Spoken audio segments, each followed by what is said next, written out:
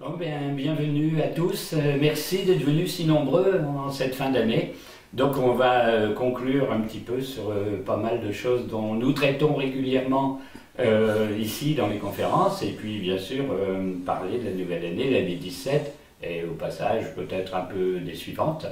Hein, donc bien sûr la conférence prend place dans la tradition primordiale et la fin des temps puisque c'est le thème général de toutes les conférences. Hein. Donc vous connaissez bien tous maintenant ce sujet. On va voir bien sûr aujourd'hui toutes les dernières années. On ne va pas faire tout l'historique. Je veux quand même vous faire un petit rappel qui pourrait s'intituler «Comment en est-on arrivé là?» C'est-à-dire comment on a abouti à 2016 depuis mais des siècles et des millénaires. Hein. Voilà, j'évoquerai aussi bon, quelle forme peut prendre les événements dans le cadre de ce qu'on appelle la dissolution finale, c'est-à-dire bon, le dernier âge du cycle, et on pourrait même dire plus, la phase finale du dernier âge du cycle. Voilà, et puis dire que bon, malgré ça, parce que ça ne va pas être forcément très optimiste, même si l'année est très différente de l'année dernière, d'avoir quelques raisons de continuer à combattre la bête, comme je dis toujours. Voilà, donc en gros, ça va se passer de la façon suivante. Je vais vous faire un petit résumé de ce qu'on appelle la décadence cyclique. En gros, les perspectives d'avenir et plus précisément l'année 17. Alors bon, vous savez que dans la tradition, on raisonne par cycle. Tout est cyclique dans la nature comme dans le ciel. Comme les mouvements des planètes, des constellations, tout tourne hein, et tout fait des cycles. Donc le cycle dans la tradition est fondé sur un phénomène astronomique qui s'appelle les précessions des équinoxes. Précessions des équinoxes que j'ai déjà expliqué, je ne vais pas revenir sur ce que c'est, mais en gros c'est un cycle de 26 000 ans qui est divisé en 12 parties qui correspondent à 12 constellations zodiacales. Et c'est pour ça qu'on dit qu'il y a une ère du bélier, une ère du taureau, une ère des poissons. Et on est dans l'ère des poissons, donc la dernière ère du cycle de 25 900 et quelques années. Et le signe du poisson est toujours le dernier signe d'un cycle, le 12e, après le renouvelle, on repart hein, dans une nouvelle configuration, hein, un nouveau cycle. Bon, c'est l'heure du Verseau pour ceux qui connaissent, mais en fait, ce n'est que le premier signe d'une nouvelle ère de presque 26 000 ans. Et donc, le poisson, les poissons, comme c'est un signe d'eau, est double. Hein, vous savez qu'il y a deux poissons, un tourné vers la droite, un tourné vers la gauche. Donc, un signe d'eau, c'est bien sûr liquide et ça correspond à une dissolution. Et double, eh bien, on a un peu tout et le contraire de tout. Et, avec des choses très confuses, et donc forcément une ère de cette longueur se finit dans une confusion générale. Et c'est bien ce que vous allez voir quand on va passer aux problèmes politiques de l'heure. Hein. Donc, là-dessus, sur ce système de précession par signe, on applique aussi le système hindou. Le système hindou, c'est le système des castes et des âges. Donc on va diviser l'histoire en un âge d'or, un âge d'argent, un âge d'airain et un âge de fer. Et bien sûr, on passe de l'or au fer, qui est une dégradation, qui est une involution, puisqu'on va du métal précieux lumineux, l'or, qui correspond au soleil, au fer, qui bien sûr est cassant, sale, gris, qui rouille. Alors on peut faire comme aujourd'hui, pulvériser de la poudre d'or sur le fer pour lui donner un aspect rayonnant. La civilisation, elle ne rayonne pas du tout, comme vous pouvez le voir en suivant l'actualité. Donc il y a une succession hein, des âges, et chaque âge, or, argent, etc., correspond à la domination d'une caste. Donc pendant l'âge d'or, la caste qui domine est la caste sacerdotale. C'est-à-dire la caste des prêtres, des chefs religieux, etc., des guides spirituels, en gros de tous ceux qui sont en contact avec un plan transcendant à l'univers matériel, qui sont en relation avec les dieux et d'autres entités du plan supérieur à la Terre. Alors à un moment, eh bien, cette caste est renversée par la deuxième caste qui est la caste des guerriers. Alors à l'époque, quand ça a été conçu, c'était la caste des guerriers. En gros, c'est les chefs de guerre, les chefs militaires, les rois, etc. Aujourd'hui, ça correspond aux hommes politiques, aux dirigeants de tout niveau, plus encore, bien sûr, les généraux, etc., la caste militaire, à l'administration, toutes ces choses-là. Hein. Et ensuite, donc, on passe à la caste des marchands. Alors, au début, on disait caste des marchands en Inde parce qu'il y avait que des marchands. Il n'y avait pas encore d'industrialisation du monde, de circuits financiers internationaux. Mais maintenant, ça regrouperait les négociants, les commerçants, les financiers, les spéculateurs, les ceci, enfin, tout le monde financiero-économique. Et la dernière caste, c'est la caste des travailleurs, c'est-à-dire en gros les exécutants et les obéissants aux trois cases au-dessus. Hein. Donc voilà le schéma traditionnel, et normalement tout fonctionne en harmonie.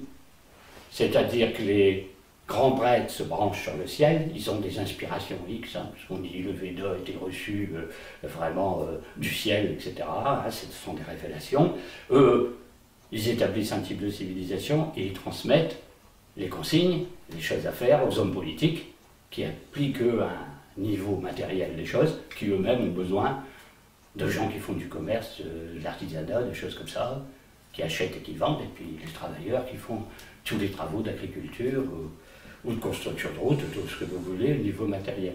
Alors ça suppose une coordination, une harmonie. Donc tant que ces quatre castes mettent le système et travaillent ensemble, ça tourne. Bon. Et puis de temps en temps, il y en a qui trouvent que c'est injuste, que c'est pas normal. On ne voit pas pourquoi il y a des prêtres qui gouverneraient. On ne voit pas pourquoi, bon, on n'a pas de preuves qu'ils aient vraiment des révélations divines et tout ce qui s'ensuit. On trouve que ça serait mieux organisé si c'était plutôt fait comme ça, que ceci. Et puis on essaie un nouveau système, puis on verra bien ce que ça donnera. Et à force de faire ça, on arrive à un renversement de caste.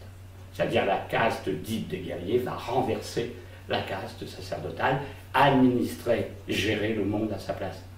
Et c'est un peu dans le système dans lequel on est, parce qu'après, ben, ça passe au financier, le pouvoir passe au financier, qui donne plus ou moins de l'argent aux politiques pour soutenir leur programme, leur investissement, leur ceci, jusqu'au moment où le peuple en a assez d'un monde comme ça, il se révolte. Donc on aboutit à une inversion des castes. La dernière, la caste des travailleurs, quand on dit le peuple est souverain, c'est la caste des travailleurs, qui élisent des hommes politiques qui eux-mêmes ont mis au rebut quasiment les maîtres spirituels. Quand on voit la civilisation actuelle, même s'il y a encore un pape et des abbés ou des curés, etc., on voit bien que le spirituel, bon, ne compte quasiment plus, et ce, dans quasiment aucun pays. Même en Orient, on a encore beaucoup de traditions, quoi. Alors, donc, il y a cette décadence qui se fait au cours des siècles, des millénaires. Alors, tout ça ne se passe pas en un seul jour. Hein. Donc, il y a des grands tournants de l'histoire, hein, où on voit que ça s'est mis en place. On pense que ça commence à se dégrader du temps des Atlantes. À la fin de la civilisation de l'Atlantide, tout a commencé déjà à mal tourner, à aller de travers. C'était une brillante civilisation au départ, puis ça a un petit peu dégénéré. Et bon, il y a eu le fameux déluge qui a englouti ce continent, etc. Ensuite, c'est passé des civilisations qu'on connaît plus, comme les Égyptiens ou le monde gréco-romain, etc. Puis on a continué à descendre. Bon, au Moyen-Âge, on a continué à descendre. Il y a eu le fameux procès des Templiers. Quand il y a eu le procès des Templiers, on a encore mis fin, le pouvoir politique de Philippe le Bel a encore mis fin à un pouvoir spirituel. C'est-à-dire aux derniers chevaliers qui avaient encore une vision mystique et autre du monde. D'ailleurs, une vision internationale, hein, puisqu'il y avait des commanderies dans 10-15 pays, etc. Donc, ça a été un tournant très très important. Ensuite, il y a la Révolution, ça a encore été un tournant très très très important, hein, où à chaque fois, on prétend que la situation mondiale s'améliore. On pense que bon, au XVe siècle, avec la Renaissance, ça s'est amélioré. Avec la Révolution française, on a amené une république des droits de l'homme, ça s'est amélioré. Au XXe siècle, ça s'est amélioré. Avec une révolution industrielle et commerciale, ça s'est amélioré. Avec aujourd'hui la révolution technologique, ça s'est amélioré. Donc on va vers quasiment un paradis. Hein, c'est-à-dire, bon, la satisfaction des besoins de tous, la production, je ne sais pas, hein, tout un tas de choses. Alors, dans la tradition primordiale, on considère que ce genre de choses, c'est le nec plus ultra de la catastrophe. C'est-à-dire que c'est quasiment du pur satanisme. Bon, alors vous allez dire, ben non, c'est quand même pas normal. Bon, il y a peut-être des cycles. Et pourquoi ce serait mauvais? Pourquoi notre civilisation actuelle serait mauvaise? Parce qu'il est clair qu'elle est anti-spirituelle. C'est-à-dire que ces hommes politiques et ces financiers qui ont pris le pouvoir ne sont plus du tout imprégnés de l'esprit. Ils n'ont eux-mêmes plus du tout contact avec l'esprit. Donc ils ne peuvent pas faire quelque chose de spirituel par définition. Alors si vous regardez ce tableau, vous voyez, je vous ai remis les âges, l'or, l'argent, les reins, le fer, en succession dans le temps sur des millénaires. Donc l'or correspond au caste sacerdotale, que je viens de le dire, l'argent politico-militaire, les reins, caste marchande économique, le fer, les travailleurs. Bon, en dessous, il y a les parias qui sont hors caste, donc ils ne comptent pas dans le système. Et donc, bien sûr, la caste sacerdotale est branchée ici sur le spirituel, c'est-à-dire sur le monde divin. À partir du moment où vous faites une coupure entre la caste politique et la caste sacerdotale, ici, imaginez, vous avez une coupure, on s'est séparé de la caste supérieure, et bien entendu, volontairement. C'est-à-dire que ça ne suppose pas que ce soit quelque chose de mécanique. Il y a une caste qui, au sens propre, s'est révoltée contre l'autre et a quasiment essayé de la supprimer. Donc, vous vous coupez du ciel. En gros, vous coupant de la caste sacerdotale, vous vous coupez en même temps du ciel, de la spiritualité, de l'esprit, de la transcendance, tout ce qui va avec, et vous faites tourner le monde avec ce qu'il y a en dessous. Et quand il se passe ça, eh bien vous faites une sorte d'appel, une sorte d'aimantation magnétique aux forces d'en bas. C'est-à-dire s'il y a les forces du ciel au-dessus, vous avez les forces du monde souterrain par en dessous, ce qu'on appelle l'inframonde. Et les forces de l'inframonde montent en dessous. Alors quand on a fait une chose pareille, il faut imaginer cette chose comme réelle. On a fait une chose pareille, on avait l'inspiration du ciel, on l'a supprimée, et du coup, bien sûr, peut-être que c'était involontaire de la part de nos dirigeants d'époque, on a fait rentrer dans le monde des forces en bas, c'est-à-dire, bon, au sens propre, ce qu'on appelle les forces négatives, néfastes, les maléfiques, les démons, au sens propre, et qui ont tout envahi. Et voilà pourquoi on a le monde que l'on voit aujourd'hui, qui tourne vraiment de travers, et qui est, par certains côtés, affreux, abominable, cruel, et tout ce que vous voulez, et qui, même si on ne lui donne pas le terme de maléfique, tourne vraiment très mal. On est bien obligés tous de constater qu'il fonctionne très mal. Et bien sûr, ce monde, on va le réformer tous les jours. On pense qu'à le réformer parce que ça va pas. Alors, si on résume au niveau uniquement politique les choses, on peut s'apercevoir de quelque chose. Vous avez donc des personnes qui prennent le pouvoir, un groupe de personnes qui prennent le pouvoir, et qui veulent faire une société idéale. En gros, c'est comme si on se met dans leur peau, on dit la chose suivante, il n'y a plus de caste spirituel, nous sommes bien meilleurs et nous allons vous faire un monde, ce monde va être merveilleux, alors qu'est-ce qu'on fait? On dit, vous allez avoir plein de biens, vous allez avoir, vous avez faim, voilà, la famine, ça n'existe plus, vous aurez des montagnes de nourriture, bon, etc., etc. Alors vous aurez un toit, vous aurez des maisons, vous aurez des voitures pour circuler, vous aurez un tas de choses. Et donc, au moins dans les pays développés, c'est moins probant dans d'autres pays. Disons, si on se place au niveau de la Terre entière, bon, il y a cette évolution. Les gens sont censés ne plus mourir par millions de famines, de maladies, etc., parce qu'ils sont soignés, nourris, et tout ce qui s'ensuit. Puis alors, ces gens, ces dirigeants du monde, se sont aperçus qu'à un moment, les gens râlaient quand même. Alors c'est très curieux, parce qu'ils ont tout, hein. On voit bien dans la société aujourd'hui. Les gens ont tout, puis on va dire, tiens, on s'ennuie quand même un petit peu, c'est un peu curieux, alors ils ont mijoté parce qu'ils veulent toujours avoir une société idéale qui est meilleure que celle qui était avec les dieux. Donc on administre une société totalement humainement, et non plus divinement, mais il faut qu'elle soit meilleure, quasiment. Alors forcément, il faut y mettre le paquet. Donc il faut faire tourner à plein l'économie, les industries, sortir les métaux des mines, cultiver la terre, épuiser les terres, etc. Et toujours produire, produire, produire. Et comme dans le même temps, l'humanité, mieux nourrie, mieux logée, etc., et moins malade, puisqu'il y a les médicaments en profusion, c'est multiplié. Bon, on peut continuer comme ça longtemps. Donc c'est dit, puisque les gens ont l'air de râler quand même. On va leur donner du divertissement. Alors, bien sûr, on va divertir les gens, alors on va leur donner un peu de cinéma. Alors, vous voyez le succès qu'a le cinéma aujourd'hui, Hollywood, tous les films les plus extraordinaires, qui sont des millions et des millions de spectateurs, parce que par rapport aux spectacles, mettons, romains ou médiévaux ou autres, maintenant c'est du divertissement de masse, c'est-à-dire c'est des centaines de milliers de spectateurs, on voit bien comme on sait dans les coupes de football, et par la télévision, donnée à la terre entière. C'est-à-dire que, bon, on va dire la finale de la Coupe du Monde de football, eh bien, c'est 100 millions de spectateurs qui pouvaient y avoir devant les écrans. Et puis, on a multiplié un peu les divertissements. Alors, vous avez la musique. Bon, c'est pas la personne qui joue du violon chez lui hein, ou du piano, c'est des grands concerts internationaux. Hein, quand vous avez les vedettes de rock qui jouent, ils louent bon, le Zénith, je sais pas quoi, aux États-Unis, c'est des salles de 3000 personnes. Bon, je dis pas que c'est mauvais, hein.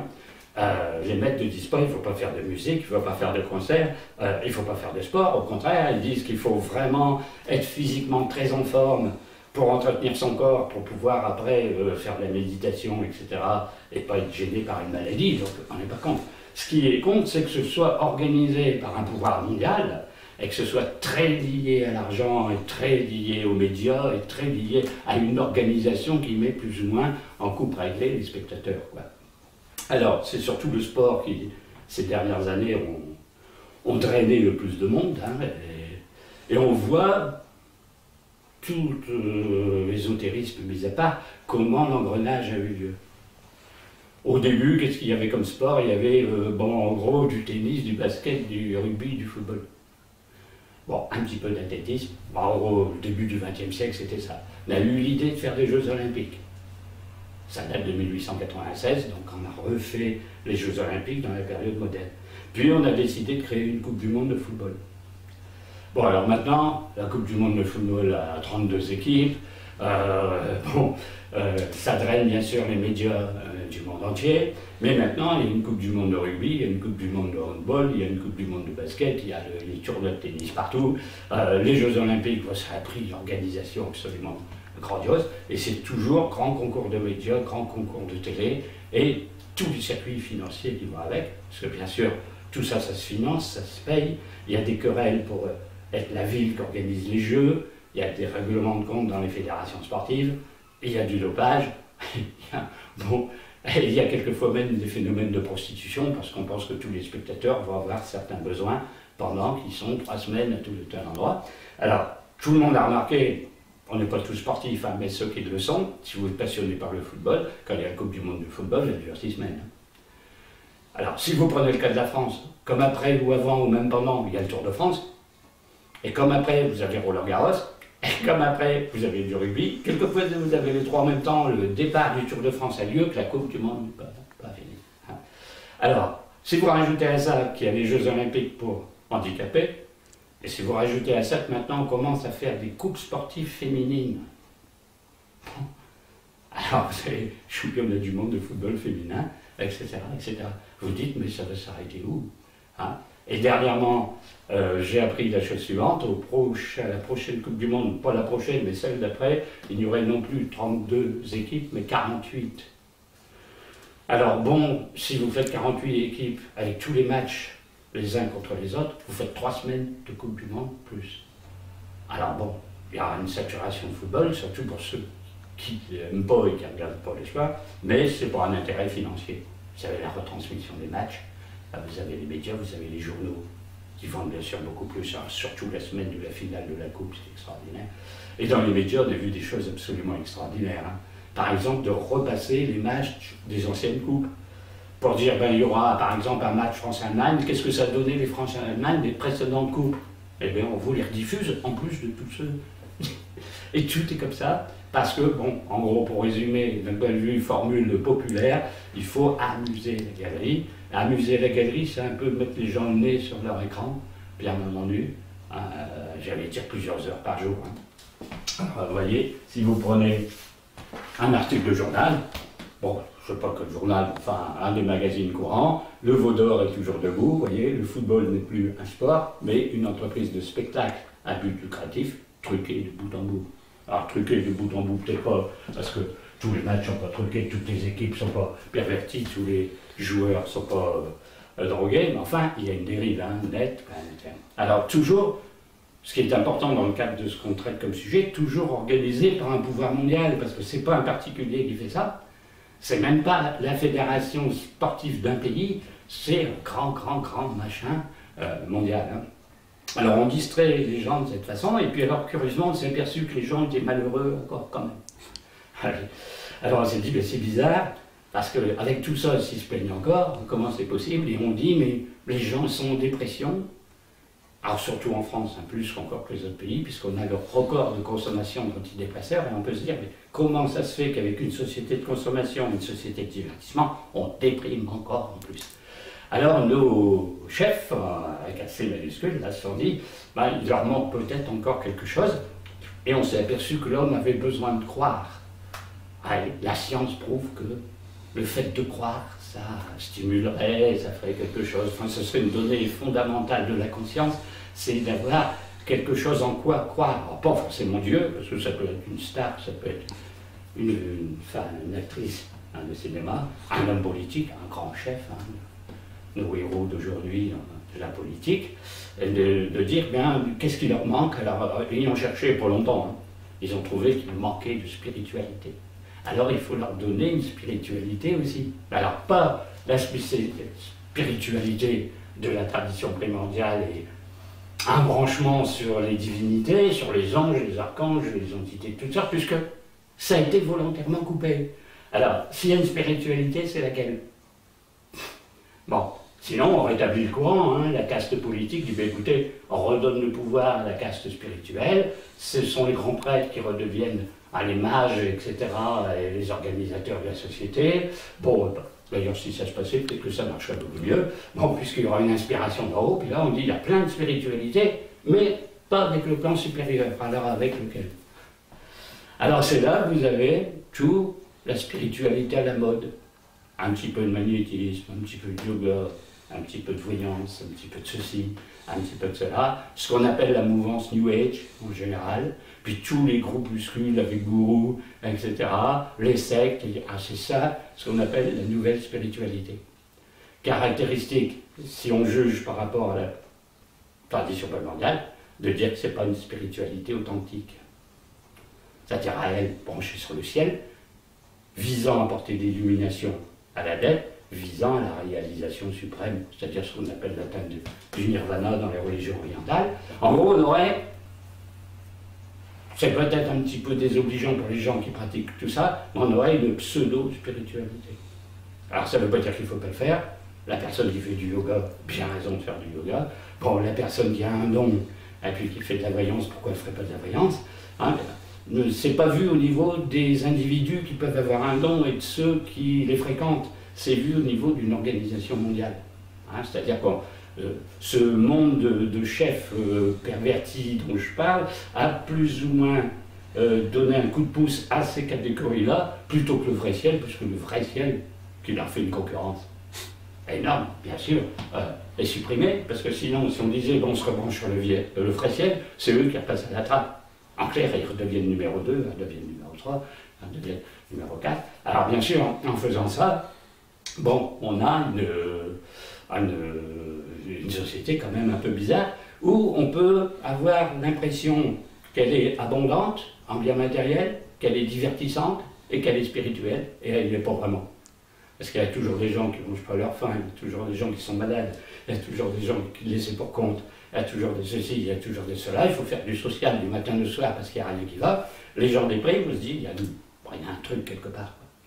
Alors en gros, si on peut résumer, pour aller très vite, c'est une sorte de contre-civilisation. C'est la civilisation organisée par les forces du mal qui se présentent comme des forces divines. Et en gros, c'est le diable qui veut présenter un monde idyllique. En gros, je vous ai fait un paradis, vous avez vu mon beau paradis, il faut chercher un petit peu longtemps, gratter un petit peu pour dire, eh ben, il a pour l'air si paradisiaque que ça. Moi, ça me fait toujours penser à l'Union soviétique. Du temps de l'Union soviétique, les capitalistes avaient tous les torts, mais en URSS, c'était le paradis des travailleurs. Et à chaque fois qu'on interrogeait un travailleur, bon, Elle n'avait pas l'air si heureux que ça. Et alors, nous, chez nous, tous ceux qui étaient partisans de ce système, jamais ils auraient mis les pieds pour aller y travailler. C'est un peu curieux. Ils disaient, mais pourquoi vous n'allez pas vivre là-bas? Ben non, écoutez, non, nous on est nés ici. Il n'y a personne qui aurait mis les pieds. Par contre, il y a des tas de gens qui voulaient se sauver, s'enfuir du pays pour passer à l'ouest. On dit, bon, il y a bien un truc. Alors vous avez toujours un modèle qui est en fait un contre-modèle. Mais alors pour le voir, le déceler, et une fois que vous l'avez décelé, vous dites, bon, je m'aperçois que le modèle est faux, il ne m'apportera jamais un véritable bonheur, et qu'est-ce que je fais contre si vraiment ça me révolte quelque part? Là, vous vous apercevez que vous ne pouvez pas faire grand-chose. C'est-à-dire que, bon, les gens disent, oui, on va se révolter, oui, on va faire ceci, oui, mais ce système mondialiste, machin chose, etc., l'État mondial, la gouvernance mondiale, tous ces machins-là, parce que tout est devenu mondial, hein, parce que comme maintenant il n'y a plus de frontières, que Internet, les ondes, les manifestations sportives ou culturelles sont planétaires, il n'y a plus de raison qu'il y ait de frontières, donc c'est mondialisé, on ne sait jamais par qui trop s'y diriger, parce qu'au niveau d'un chef d'État, on comprend qu'on a des chefs et on connaît leur nom, mais alors quand on dit, ça vient de qui a informatisé le monde? Ah bon, on dit tel pays a commencé, tel premier avec Internet, voilà. Ça s'est passé dans tous les pays, qui a commencé, c'est venu de où, c'est venu de quoi, on ne sait pas trop, qui est l'initiateur, son nom, bon, et tout est comme ça. Donc on a vraiment un monde, on peut bien dire infernal. C'est infernal, au France propre, ça vient d'un mot latin qui veut dire le lieu d'en bas, donc on est vraiment aux prises avec les forces en bas, et au fur et à mesure que ça avance, les choses sont présentées comme de plus en plus paradisiaques, mais en fait vont de plus en plus de travers, et vont en fait de plus en plus mal, jusqu'à l'écroulement final. Alors on essaie de rafistoler à droite, à gauche, on voit aujourd'hui la situation du monde, on dit écoutez, ça dérape vraiment beaucoup, on va dans le mur, on a un risque de ceci, le réchauffement climatique, la guerre civile, la guerre mondiale, la situation au Moyen-Orient, mais comment on va sortir d'une horreur pareille? Parce qu'on s'est bien aperçu qu'au fur et à mesure, dans ce monde qui se voudrait parfait, qu'on cumule des problèmes. Vous avez tout, hein. Je vous passe la liste. Hein. Dans mon livre, vous avez plein d'indices, la disparition des espèces, la pollution, la forêt amazonienne rasée, tout un tas de choses comme ça, les mœurs dégradées, en gros, tout va quasiment à volo en prétendant faire une société où tout est merveilleux, c'est le monde de Disney, c'est le Disneyland planétaire. Alors on a quand même quelque chose de très curieux, mais ça se voit bien en politique, où chaque fois que vous avez des campagnes électorales ou des débats politiques, c'est de plus en plus lamentable la campagne. Et ce n'est pas les initiés qui le disent, hein. C'est les commentateurs politiques, ce qui reste encore comme philosophes, les journalistes qui disent, mais alors, le niveau zéro de la campagne, que ce soit en France, en Italie, je ne sais pas, aux États-Unis, alors la dernière campagne, c'était que de l'insulte, que des critiques, que des bobards, que des machins. Bon, il n'y avait pas de débat de fond, il n'y avait rien du tout, mais ça c'est la mode actuelle. On en reparlera un petit peu après quand on verra 2017 dans le monde et autres. Hein.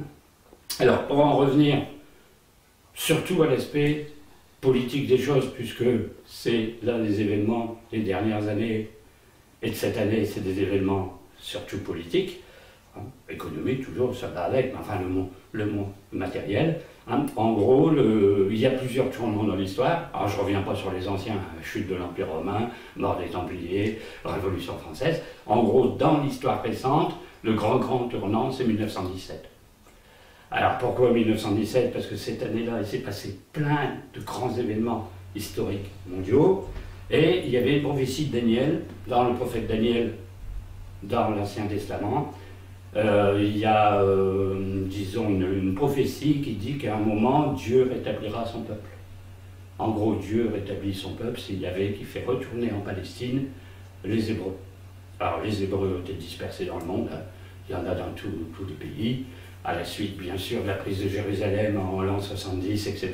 Et il y a toujours l'espoir, bien sûr, pour ces Juifs, pendant des siècles, de retourner à Jérusalem, donc ça s'appelle le retour, et on lit la phrase, je rétablirai mon peuple. Alors bien sûr, les prophètes juifs ont cherché quand. Et à la suite d'un grand et savant calcul, on trouvait la date de 1917. En gros, ça s'appelle, je vous passe les détails parce que aujourd'hui, c'est pas le but de la conférence, mais la semaine de Daniel qui dure de 2500 ans, et on part de la ruine de Jérusalem par les Assyriens en moins 587 avant Jésus-Christ, et on rajoute 2500 ans, et on tombe en 1917. Alors, cette année-là est très marquante, pourquoi? On est en pleine guerre mondiale, donc c'est déjà la période 14-18, une guerre terrible, qui a ruiné quasiment l'Europe, donc c'est très très important. C'est l'année où il y a la révolution russe, donc bien sûr c'est très très important, puisqu'après vous allez avoir le communisme en Russie jusqu'en 1991. Vous allez avoir la fameuse déclaration sur le retour des Juifs en Palestine, comme quoi elle a vraiment concrètement eu lieu, que la prophétie n'est pas fausse, puisque le ministre des Affaires étrangères anglais annonce dans un discours, ça se passe le 2 novembre 17, il y aura un foyer juif en Palestine. Alors quand il dit il y aura un foyer juif en Palestine, ça veut dire que les Juifs d'Europe seront autorisés à retourner en Palestine, où ils étaient un petit peu, mais à titre individuel, indépendant, mais il n'y avait pas d'État. Là, ils vont arriver en masse. Les Arabes qui habitent la région vont trouver que c'est une invasion, ils vont commencer à réagir, il y aura beaucoup de troubles. Les Anglais qui occupent le terrain, ils essaieront plus ou moins de mater la situation, puis on arrivera à la création de l'État d'Israël. Donc, le 2 novembre 1917 est vraiment la date d'origine du futur État israélien qu'on connaît aujourd'hui. Donc c'est très très important pour ce côté-là du monde, l'histoire juive, le peuple hébreu, etc. C'est très important pour le monde puisque ça donnait naissance au régime communiste et à l'URSS. C'est l'année où les États-Unis sont intervenus en Europe pour nous donner un coup de main dans la guerre mondiale. Donc c'est aussi la date où les États-Unis sont sortis de ce qu'on appelle l'isolationnisme pour intervenir militairement dans les affaires du monde.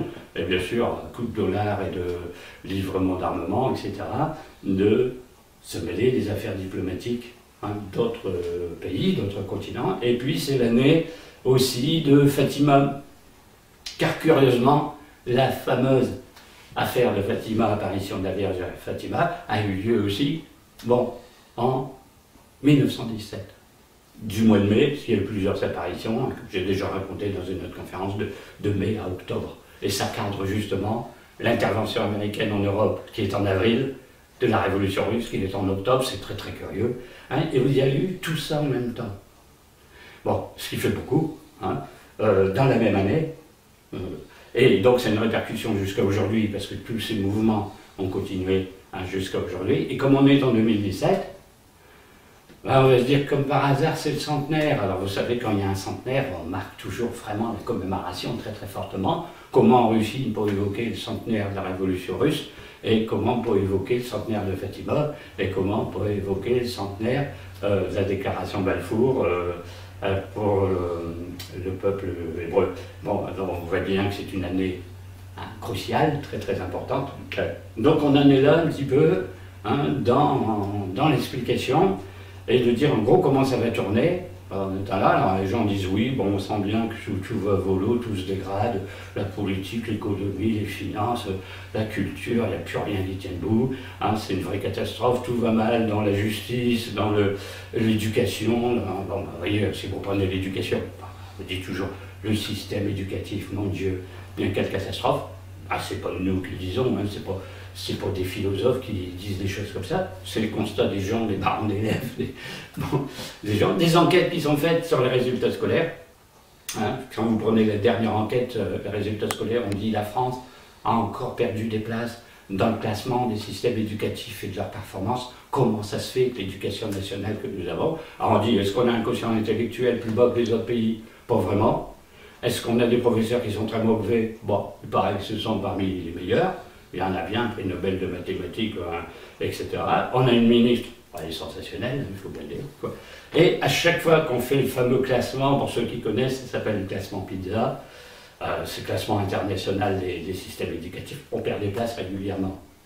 Alors on est bien obligé de se poser une question, qu'est-ce qui se passe? Pourquoi ça ne tourne jamais normalement? Si on prend le système des impôts, on dit on est l'un des pays les plus imposés du monde, comment ça se fait qu'on réussit moins bien que les autres, etc., etc., etc. Donc il y a un truc au moins pour la France, enfin c'est un petit peu général, la décadence de l'éducatif. Bon, et pareil, la justice, je veux dire, il n'y a plus moyen d'administrer la justice normalement, on n'a pas de moyens, on n'a pas de ceci, il n'y a pas assez de monde, il n'y a pas de place dans les prisons, il n'y a pas ceci, parce que là, c'est vertigineux. Bon, ça inquiète quand même beaucoup quelque part. Alors cette année, on a encore eu mieux, on a eu la police en grève et manifestant dans la rue contre la police. Alors, tout le monde a connu des étudiants se battant contre la police dans la rue, mais des policiers manifestant contre leur propre ministère. Là, bon, on a encore innové. Bon, ça prouve que vraiment, il n'y a plus rien qui se tient beaucoup, tout le monde est mécontent, mais dans une société que j'ai présentée au début, qui se veut idyllique. Alors en gros, on arrive là, on dit le paradis, vous le cherchez, on commence à comprendre, les gens commencent à comprendre que c'est quand même un peu tout lavé à soi. Hein. Donc on en est là, les situations. Alors, forcément, la tradition primordiale va dire que comme c'est une fin de cycle, qu'on est en plus depuis 1917 et 1999 dans la phase finale du cycle, il n'y a plus grand-chose après. C'est-à-dire qu'en nombre d'années, en gros, on fixe la dernière phase du cycle de l'ère du poisson de 1999 à 2036. Donc forcément, on va dire que c'est vraiment la fin. Alors qu'est-ce qui peut se passer encore dans les années qui viennent? Alors il y a beaucoup de scénarios qui sont des scénarios catastrophes. Alors, bien entendu, si on continue sur cette pente-là, à savoir que tout se dégrade, comme ça suit un cycle de décadence, ça devrait continuer à se dégrader. Bon, même si les années ne se ressemblent pas. 2016, c'est pas 2012, qui n'est pas 2017 ou 2022, mais bon, en gros, bon, c'est un enroulement, un phénomène d'entropie à la baisse, donc tout passe comme scénario. Bon, vous avez le scénario des catastrophes naturelles. Bon, il y aurait de grands tremblements de terre, des éruptions volcaniques, peut-être le tout en même temps. Bon, des guerres civiles, mais là, quand on voit le Moyen-Orient, on est déjà fixé sur ce qui se passe, mais il y en a aussi en Afrique, et il y en a un peu en Asie, il y en a un peu partout. Hein. Alors, le plus gros risque, c'est la Troisième Guerre mondiale. En gros, à force de dégénérer comme ça et d'avoir de plus en plus de zones de conflit, de plus en plus de pays armés jusqu'aux dents, parce qu'il paraît qu'il y a un réarmement général des pays, on arriverait un jour à ce qu'il y ait une étincelle et que, bon, il y aura un conflit plus généralisé. Bon, c'était le cas en 14, où tous les pays faisaient la course aux armements pour toujours avoir une pointe d'avance sur l'adversaire au cas où, mais en 39, pareil. Donc on arrive à la même situation. L'un des pays qui se réarme plus en tout domaine, même en armement naval, etc., c'est la Russie. Alors on sait pas ce que la Russie mijote, mais enfin, ça fait très peur, hein, quand même, quelque part. Ça ne veut pas dire que les autres sont des pacifistes et ne s'occupent pas de l'armée, hein, mais bon, il y a un risque. Il ne suffirait pas de grand-chose dans le contexte actuel de ce qui se passe en mer de Chine, en Afrique ou au Moyen-Orient, qu'il y ait un conflit généralisé. Alors comme on dit toujours, le troisième secret de Fatima, le premier secret, ça concernait la Première Guerre mondiale, le deuxième secret, c'est la deuxième, le fameux troisième secret serait la troisième. Alors, c'est pas jamais 203, mais bon, on peut croire que ça fait partie des risques. Et puis, il y a le fameux réchauffement climatique. Alors, le réchauffement climatique concerne les pôles. Alors, longtemps, ça a été nié. Vous savez que dans les tests scientifiques, on disait oui, est-ce qu'il y a réchauffement, pas réchauffement? Oui, à un moment, il y a un réchauffement, puis après on voit bien qu'il y a un hiver très froid, donc il n'y a pas tant de réchauffement que ça, puis c'est 0,5 degrés, et maintenant, vraiment, sur la planète entière, vu ce qu'on voit, il y a un réchauffement général. Ah, pas énorme encore, mais bon, s'il n'y a pas de mesure de prise, ça va augmenter. Alors, ça se voit parce qu'il y a des insectes qui avant étaient en zone tropicale, et puis que maintenant, ils viennent se balader en zone tempérée. Vous avez des cyclones qui sont dans les Antilles, ils se baladent maintenant, c'est tout juste, ils ne sont pas remontés jusqu'à Washington. Il n'y a pas longtemps, vous êtes déjà dans les altitudes très tempérées, c'est comme si nous, on avait des cyclones en Bretagne, quoi, au lieu de l'Afrique tropicale. On se dit, bon, ben, il y a vraiment des perturbations très très importantes. Hein. À un moment, vous avez des vagues de chaleur, à un moment, vous avez des vagues de froid, à un moment, vous avez des inondations, à un moment, des sécheresses terribles, le climat est quasiment complètement détraqué. Et le plus important, c'est la fonte des glaces des pôles. Alors là, on est dans quelque chose d'extraordinaire, parce qu'il y a des millions de mètres cubes de glace, bien entendu, hein, et la banquise fond chaque année. Vous verrez le document, à la fin, je vous ferai voir les documents sur la banquise. Hein. Chaque année, la banquise fond de plus en plus tôt et se reconstitue dans la période froide de plus en plus tard. Où on pense que dans quelques années, l'océan glacial arctique serait plus en banquise sur la totalité, et sur la totalité de l'année, il y aurait pratiquement 3 à 6 mois sans banquise. Alors bon, au passage, les ours blancs et autres animaux arctiques disparaissent, mais enfin, il y aurait ça comme contexte. Alors les pôles, c'est très très important, parce que ça déséquilibrerait la Terre. C'est-à-dire le poids des glaces maintient un petit peu autour de l'axe des pôles la Terre en équilibre. Et longtemps on a nié qu'il y avait le même phénomène au pôle sud, ben on a le même phénomène au pôle sud. Alors c'est moins spectaculaire, parce que là il y a un continent, donc c'est une calotte de glace, il n'y a pas de banquise. Ah, sinon, autour du continent, un petit peu. Alors, ça se voit beaucoup moins, mais dernièrement, on s'est aperçu qu'il y avait une fonte aussi. Hein. Alors, la fonte des glaces, dans toutes les traditions, ça existe. Quand il y a ça, il y a un très gros risque pour la planète, c'est-à-dire qu'il y a des grosses perturbations des courants magnétiques, une grosse perturbation donc du climat. Hein. Et donc, forcément, l'ésotérisme a une importance encore bien plus grande. Alors, pourquoi? Parce qu'on dit que la tradition vient des pôles. C'est-à-dire qu'à l'origine, avant même qu'il y ait l'Inde, l'Égypte, l'Atlantide, toutes ces civilisations-là, le fameux continent d'Hyperborée, c'était le continent, disons, arctique. Hein. Mais c'était une époque où c'était pas pris par les glaces. On ne pense pas qu'il y ait une cité, une civilisation qui vivait dans les glaces. C'était, bon, par exemple, au niveau du Groenland, à l'air libre, et peut-être même tempéré. Alors on a des preuves plus ou moins géologiques, archéologiques, etc., que bon, ça n'a pas toujours été glacé. À un moment, il y a eu ce qu'on appelle une glaciation. Ça s'est glacé d'un seul coup, en quelques années, les températures ont dégringolé, et ça a fait ces fameuses couches de glace qui n'existaient pas au départ. Et on a la même chose avec l'Antarctique. Dans des mythologies anciennes, vous avez des dieux qui vont faire des aventures extraordinaires, et quand vous avez la description du paysage, vous apercevez qu'ils décrit l'Antarctique, et l'Antarctique du temps n'était pas pris par la glace.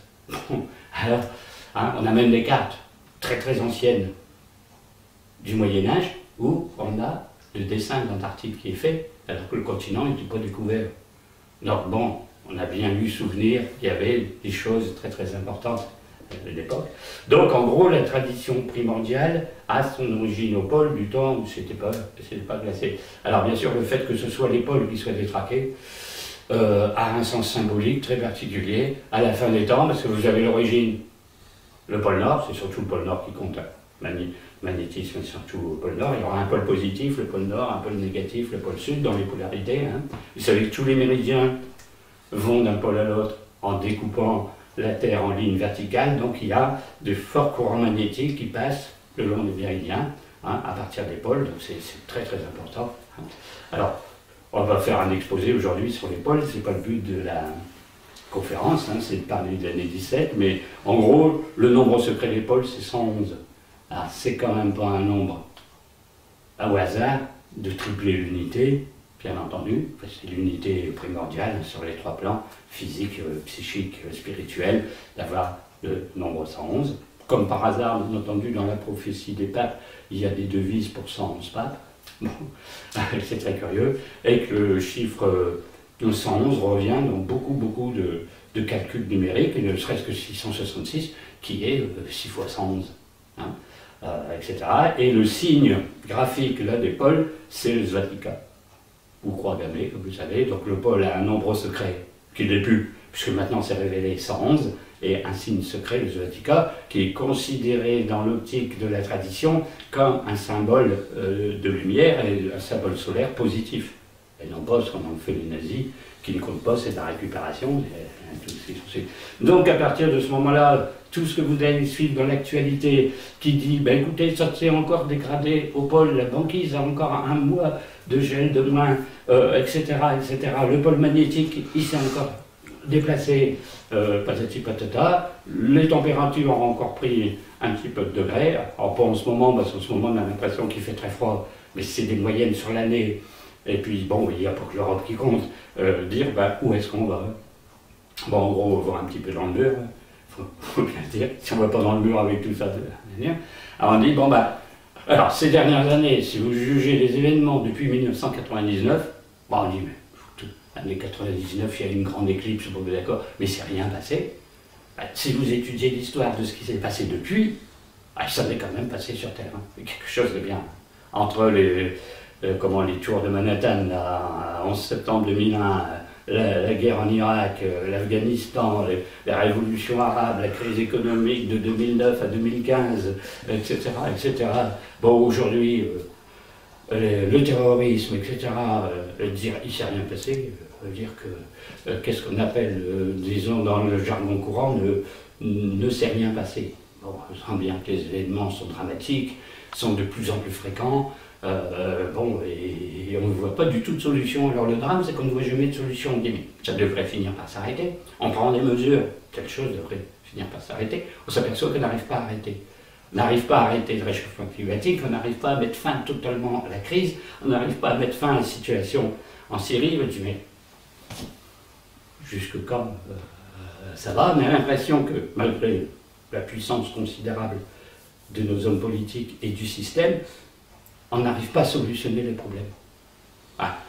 Bon, on ne dit pas que c'est mauvais, qu'ils sont mauvais, parce que nous, on serait à leur place, on n'y arriverait pas non plus. Mais au moins, nous, on constate une chose vraiment, j'allais dire incontournable, quoi. Hein. Donc, on en est là. Donc, 2016, quand on était arrivé à 2016, alors, normalement, c'est une année, vous savez, qu'on calcule les années en nombre.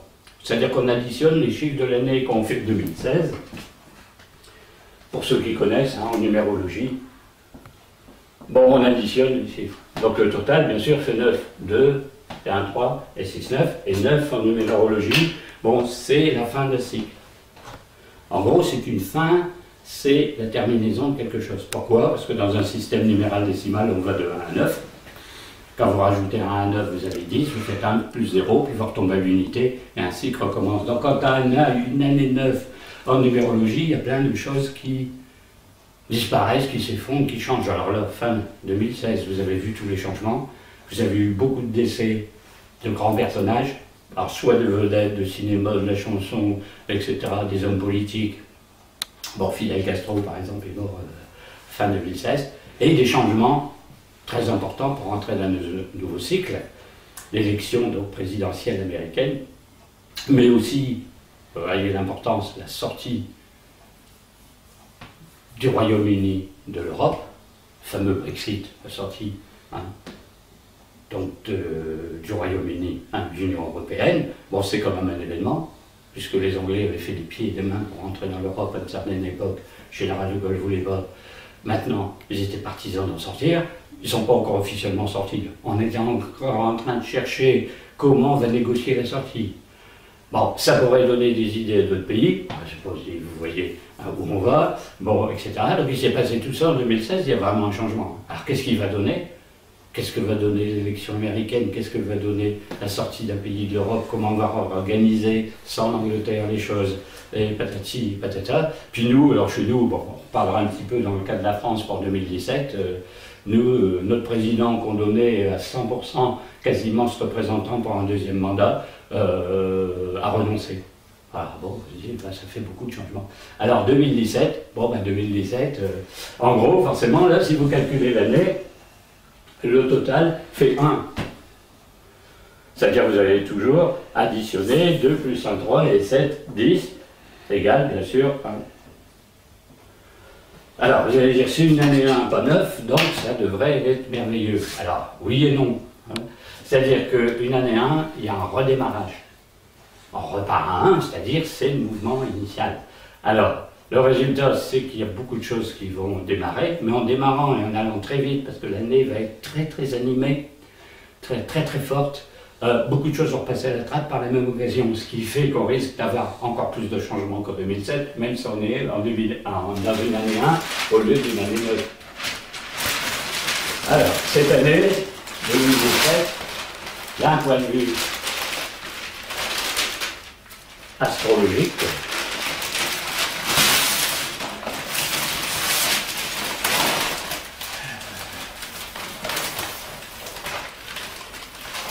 alors, d'un point de vue astrologique, parce que bon, c'est ça qui donne un peu la détermination de l'année.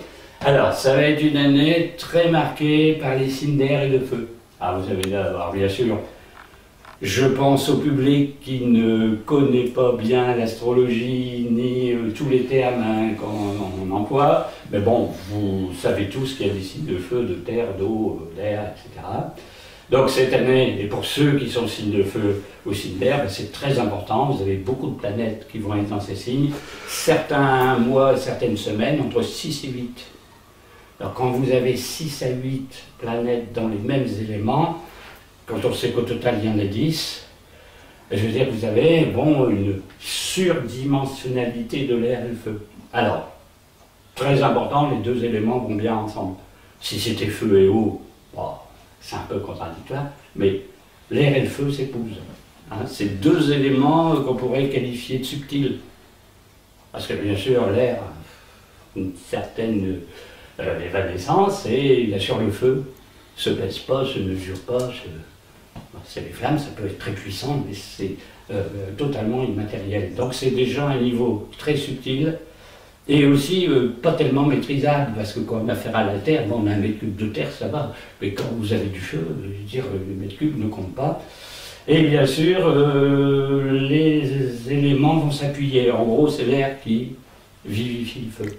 Vous donnez un souffle d'air dans un brasier, bon, le feu se multiplie en volume très facilement. Donc vous avez deux éléments matériels, la terre et l'eau, quasiment absents cette année, sauf 2 mois. Il y a 2 mois où ces éléments-là sont en majorité. Mais en gros, vous avez 3 planètes très importantes dans l'air et le feu. Alors vous les avez ici, pour ceux qui connaissent, ben vous reconnaissez Uranus ici en Bélier, Saturne en Sagittaire, et Jupiter en Balance, hein, qui est à signe d'air. Alors, particularité de ces 3 planètes qui sont en air et feu, eh bien ils forment un triangle rectangle. Vous voyez ici, hein, vous voyez Jupiter, Saturne, Uranus, et en triangle. Hein. Alors, c'est très effervescent, très dynamique, etc. Donc il y aura des changements très importants sur la planète, hein, pendant l'année. Et bien entendu, bon, assez immaîtrisable. On va dire, à un moment, ça va s'emballer. En gros, l'année va être très chaude, à tous les sens du terme. Ah, est-ce qu'on risque que ça chauffe vraiment un peu trop, soit en température, soit en événements guerriers, etc. Enfin, avec Uranus en Bélier, hein, on ne sait jamais. Hein. Donc, il faut déjà savoir que le Bélier, c'est un signe très dynamique, très fort, très puissant, très énergique. C'est le domaine de Mars. Et Mars, vous savez, bon, c'est la force, c'est la colère, c'est la guerre, etc. etc. Hein. Et puis, quand vous êtes en face, Sagittaire en Balance. Bon, la Balance, c'est le signe de l'équilibre, de la justice, etc. Des sentiments aussi. Jupiter en Balance, c'est assez bon. Hein. C'est pas négatif comme position. Hein. Saturne en Sagittaire. En Sagittaire, c'est le signe aussi de la diplomatie, des affaires étrangères, de l'international. Je parle au niveau astrologie mondiale, hein, etc. Bon, c'est assez porteur aussi. Hein. Alors, c'est très rare d'avoir ces 3 planètes ensemble, et ensemble, selon ce schéma-là, une figure géométrique en triangle, pendant une dizaine de mois. Hein. C'est-à-dire ces planètes sont les 3e décan des signes, donc si vous êtes 3e décan de ces 3 signes, Bélier, Balance, Sagittaire, vous êtes très avantagé par le schéma qu'il y a ici. Alors les planètes, bien entendu, avancent. Vous voyez, quand vous avez en rouge, première position, en vert, 2e position, en noir, 3e position, ici aussi, c'est-à-dire sur l'année, mais elles vont toujours rester en trio comme ça, sauf qu'au début elles sont à 20-21 degrés, après elles vont être à 24-25 degrés, tout à la fin 27-28 degrés. Hein, après elles vont changer de signe. Hein, donc Jupiter va passer en Scorpion, Saturne va passer en Capricorne, donc ça c'est pour l'année. Hein. Donc en gros, l'opposition qui est ici, Jupiter-Uranus, c'est l'axe du changement. En gros, c'est 2 planètes très actives, très ouvertes, qui sont dans des signes cardinaux. Donc, ça va être une très grande effervescence. Alors, heureusement, vous avez Saturne ici. Saturne, c'est quand même l'astre posé, réfléchi, etc., qui fait des aspects non pas négatifs, mais positifs. Alors, va quand même cadrer un petit peu l'évolution. Alors, qu'est-ce qui pourrait se passer si ça chauffe beaucoup? Il y aurait quand même quelque chose qui empêcherait que ça dégénère totalement. Hein. Donc il y aurait à la fois une prise de conscience et à la fois, je dirais, de sauver tout ce qu'on pourrait encore sauver. Alors, sauf il y a des périodes, il va y avoir des périodes très particulières, c'est que bien sûr, il y a les autres planètes. Alors, que vont faire les autres planètes? Alors, vous voyez ici, bon, vous avez Uranus ici, en gros, au troisième décan Bélier. À un moment, Mars va être conjoint ici. Vous voyez, Mars en vert ici, Uranus en vert, ça va se passer, en gros, deuxième partie de février, début mars, vous allez avoir une conjonction Mars-Uranus ici. Donc en Bélier, elle est très très forte, elle est même quasiment explosive, parce que Mars va être dans son signe, c'est une planète de feu, un signe de feu, conjoint Uranus, qui est une planète de changement, de révolution. En face, Jupiter, j'allais dire Jupiter est opposé, il va empêcher que ça se passe. Non, parce que dans un axe comme ça, il amplifie le mouvement. Alors c'est pour ça que si vous avez pas Saturne ici, vous auriez une ébullition absolument invraisemblable. Donc dans cette fourchette-là, il risque de se passer des événements internationaux assez importants. Hein. Donc après Mars, on va faire les autres signes, il va passer. Alors période suivante, ça va être fin mai, début juin. Alors fin mai, début juin, vous allez avoir Mars en Gémeaux à un certain moment, donc il est dans un signe d'air aussi, donc on va rajouter un petit peu d'air à ça. Et vous allez avoir Vénus qui va être à son tour conjoint ici en Bélier Uranus, ça va tomber dans l'axe ici, va tomber ici, va faire un aspect à Mars par ici, vous allez avoir encore une fois 6-7 planètes dans les signes d'air et de feu. Là vous allez dire mais c'est Vénus, alors c'est pas Mars, donc Vénus elle est bien sympathique. Alors, Vénus est quand même en Bélier, donc elle est très passionnée, elle est prête à monter au créneau pour je sais pas quoi, c'est pas une Vénus tranquille de la Balance, hein, d'ailleurs elle est dans son signe opposé, elle est chez Mars. Alors sa conjonction à Uranus fait quand même que c'est très électrique, très magnétique. Alors toujours si on compte qu'en astrologie mondiale, c'est la planète des traités, des contrats, des alliances, c'est même la planète de la paix. Sauf que dans un contexte pareil, avec ces planètes-là, ça risque plutôt d'être l'inverse. On risque plutôt d'avoir des cassures de traités, des ruptures d'alliances, des choses comme ça. Alors c'est déjà bien parti. Vous avez vu que certains chefs d'État nouvellement élus commencent à dire le traité avec ceci, le machin avec l'Europe, et tout ça, on volatilise un petit peu tout, hein, puisque le président Trump dit bien qu'il ne voit pas pourquoi il y a encore l'OTAN en Europe, que ça ne sert à rien, que maintenant il est bien en relation avec la Russie, que c'est plus la peine qu'il y ait l'OTAN. Si vous cassez l'OTAN, vous avez bien une rupture de traité qui peut entraîner des conséquences dramatiques. Alors, particularité de cette Vénus cette année, Vénus est en moyenne 3 semaines à 1 mois dans chaque signe.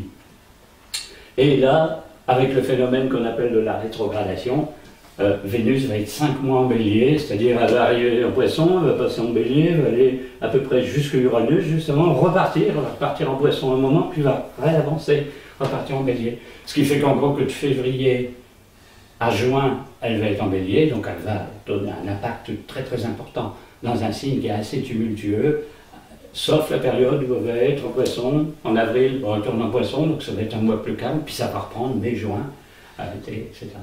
Donc voilà le contexte un peu de l'année, donc ça va être très effervescent, très actif. Ça ne veut pas dire que c'est toujours forcément négatif. Il y a des choses qui sont encalaminées depuis des années. Il faut vraiment que ça bouge, il faut trouver une décantation, quelque chose. Alors là, ça avance tout d'un coup. C'est comme si vous alliez à 20-30 à l'heure sur une autoroute, et puis soudain vous dites, voilà, je roule pas à la vitesse normale, vous tenez un coup d'accélérateur, vous montez à 120 en quelques centaines de mètres. C'est un peu ce qui se passerait dans l'année. On aurait ce qu'on pourrait appeler une accélération de l'histoire. Tout va se mettre à aller à grande vitesse, en bien ou en mal, selon la situation des pays. Hein.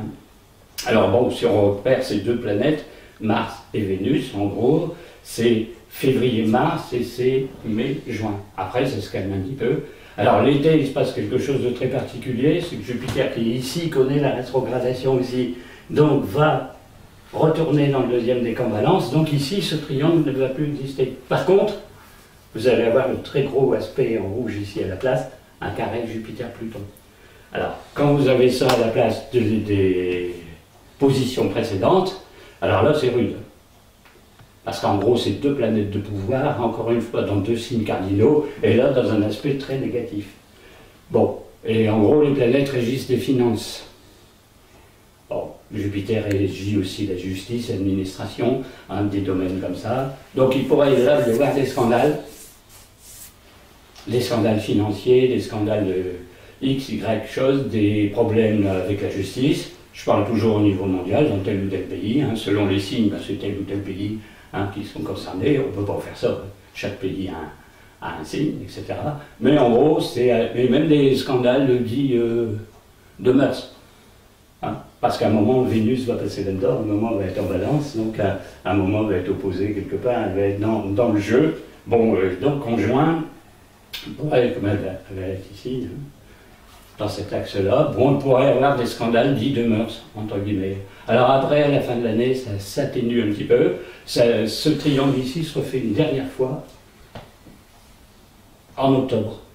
Donc dès fin septembre, début octobre, les trois planètes vont revenir ensemble et refaire un petit peu le même contexte. Mais là, il n'y a plus de Mars, il n'y a plus de Vénus, il n'y a plus ces planètes rapides dedans. Il n'y a que les planètes, donc les trois planètes lentes, là, Saturne, Jupiter et Uranus. Hein. Et après, donc, comme il y a des changements de signes, bon, on est dans une nouvelle phase, mais en gros, on a un peu ce contexte-là jusqu'en septembre-octobre. On verra bien, on sera en octobre, ça sera déjà bientôt l'année suivante. Hein.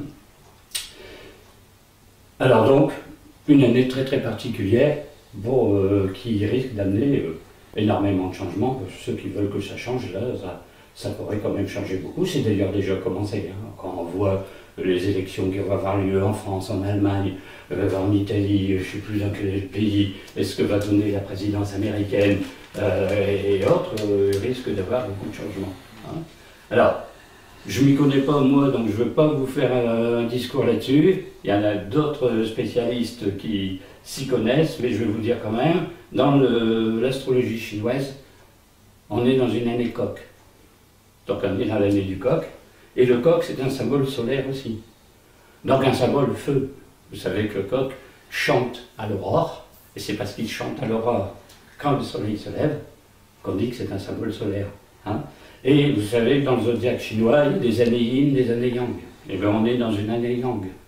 Alors, si le coq est symbole de feu et de soleil, il est yang. Si l'année est yang, et en plus vous savez qu'il y a des coqs de terre, coqs de métal, coq de ceci dans le zodiaque chinois, eh bien on est coq de feu. Donc vous avez 3 fois le yang. C'est-à-dire le coq, l'année yang, et coq de feu. Donc, du pôle positif, du pôle dit masculin, le yin étant élément féminin. Et chez nous, vous retrouvez l'air et le feu, les pôles yang, terre et eau, pôle yin. Donc, si on prend les deux zodiaques, qui ne fonctionnent pas toujours ensemble, mais là, on a l'année Tréfu aussi de l'autre côté. Alors la Chine va être concernée par des changements, l'évolution. Alors, bon, le scénario il est très vaste. Hein. Ça va de tremblements de terre gigantesques de la côte là, de Shanghai, etc. Ça va des bouleversements économiques internes et ça va jusqu'à la querelle avec les États-Unis. Comme le nouveau président américain n'a pas l'air d'aimer les Chinois, bon, quoi, ce qui va se passer. Alors, puisqu'on parle des États-Unis, eh bien, ils vont être très à l'honneur cette année. Parce que figurez-vous qu'il y a une très grande éclipse totale de soleil cette année. Alors, je vous ai parlé tout à l'heure d'une très grande éclipse que vous connaissez tous parce qu'on en parle très souvent, c'est la très grande éclipse de 1999. Hein. Alors, vous savez qu'elle a déclenché pas mal de choses. Quand il y a eu cette éclipse-là, c'était quasiment l'éclipse de la fin des temps. On s'est dit 99 parce que vous savez, il y a un 4-1 dans Nostradamus qui faisait allusion à cette éclipse et on parle de cette éclipse, de ce fameux jour-là, le 11 août, dans beaucoup de prophéties. Donc en recoupant toutes les prophéties, on s'est dit 1999 et la date était symbolique de la fin d'un millénaire aussi. Il y a une très grande éclipse la dernière année, c'est absolument fantastique. Et alors, vraiment, chose exceptionnelle, tous les aspects étaient négatifs le jour de l'éclipse. Bon, on s'est dit il va se passer quelque chose, et alors il y a beaucoup de gens qui ont dit oui, mais ça n'a rien passé. Bon, alors. L'éclipse, hein, son tracé astral, dans mon livre 666, il y a plusieurs pages d'explications dessus, sauf qu'après, ben, il y a eu un tremblement de terre en Turquie, puis un tremblement de terre en Grèce, et puis il y a eu les fameux cyclones de la fin de l'année, vous savez, où il y a des millions d'arbres qui ont été couchés dans l'Europe de l'Ouest et en France, c'est-à-dire il y a eu un cyclone en zone tempérée. D'ailleurs, on n'en a pas parlé très longtemps, hein, c'est très très particulier. Donc c'est la grande éclipse, et après vous avez eu tout l'enchaînement des événements historiques dont je vous ai parlé tout à l'heure, hein, c'est-à-dire l'Irak, l'Afghanistan, la révolution arabe, tout depuis 1999. Donc en général, quand il y a une grande éclipse, c'est toujours très dangereux. Je parle astronomiquement parlant, parce que la Lune, qui est quand même l'astre de la nuit, ben, il masque la lumière. Donc ça veut dire, en gros, on éteint les feux, on éteint la lumière. Pour une année, vous avez vu, qui est très solaire, très active, ben, il y a un moment d'éclipse, ça va être très très particulier. Et alors, autre particularité, c'est qu'elle se passe en Lion. Et celle de 99 se passait en Lion aussi, puisqu'on est le 11 août. Bon, là, c'est le 21 août 1917. Donc, bien entendu, vous êtes dans le signe du Lion, alors vous allez dire quelle importance ça a.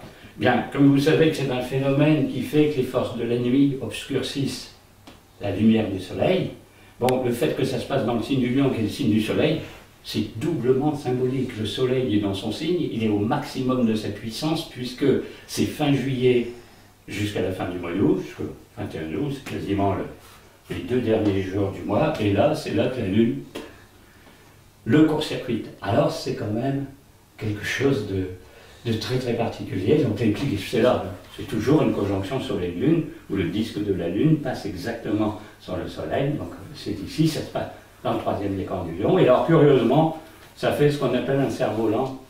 Vous voyez ici, c'est-à-dire une formule géométrique qui n'est pas totalement négative. Hein. Bon, les lignes en bleu, vous voyez là, sont assez positives. Par contre, pour tout ce qui est en rouge ici, bon, c'est des aspects négatifs. Alors là, on retrouve Vénus, on retrouve Jupiter, on retrouve l'axe Jupiter-Uranus. Bon, en gros, il devrait y avoir encore pas mal de bouleversements à cette époque-là. Il y a même une conjonction avec Mars, donc Mars en Lion, c'est très très fort aussi. Bon, en gros, il devrait se passer, non pas le jour même, puisque forcément ça influe pour tous les jours et les mois d'après, comme on a vu nous en 1999, une suite de ça. Alors, autre particularité, c'est quand même assez extraordinaire, c'est qu'elle a lieu aux États-Unis. Alors, qu'est-ce que ça veut dire avoir lieu aux États-Unis? C'est-à-dire, quand le phénomène commence, quand on voit un petit morceau de lune qui mord sur le soleil et puis qui occupe toute la surface, puis qui après s'en va, le temps que le phénomène se passe, ça dure quelques minutes, ça se passe au-dessus d'un pays. Alors, quelquefois c'est l'Espagne, quelquefois c'est, je sais pas, la Scandinavie, et curieusement, c'est une année, ça tombe comme ça, et les États-Unis, vous voyez en rouge là, le trajet d'éclipse, au moment où elle commence, jusqu'au moment où elle finit, là vous avez les États-Unis, le golfe du Mexique, etc. Alors, celle de 99, comme par hasard, elle faisait une belle diagonale comme ça, exactement la même orientation au-dessus de l'Europe. Donc en fait, elle cisaillait l'Europe du nord-ouest au sud-est, en plein milieu. Bon, il n'y a plus grand-chose qui va bien en Europe depuis. Bon. Et alors là, vous avez l'autre grand pôle de l'Occident, bien entendu l'Amérique du Nord et les États-Unis. L'éclipse a le même trajet. Elle part du nord-ouest pour aller au sud-est, se perd au milieu de l'Atlantique ici. Bon, une curiosité, ce genre de choses. Voilà, alors est-ce que ça veut dire que ça va toucher les États-Unis qui vont avoir un soubresaut interne parce qu'ils ont l'éclipse chez eux? Mais bon, ça veut quand même dire que c'est pas innocent, quoi. Il ne peut pas y avoir un phénomène astronomique de ce genre et que ce soit sans résultat. On verra bien, c'est août, septembre, et alors la curiosité, parce qu'il y en a d'autres, hein, c'est que le 21 août 2017, vous êtes un lundi. Vous êtes le jour de la Lune. Bon, ça fait une petite coïncidence de plus. Hein, et vous savez que pour les éclipses, on donne le degré du signe où elle se produit et l'heure à laquelle elle se produit. L'heure à laquelle ça commence à regarder les chiffres, ils sont quand même assez surprenants. 28 degrés 53 du Lion, si vous additionnez les chiffres, 2, 8, 10, 5 et 3, 8, 18.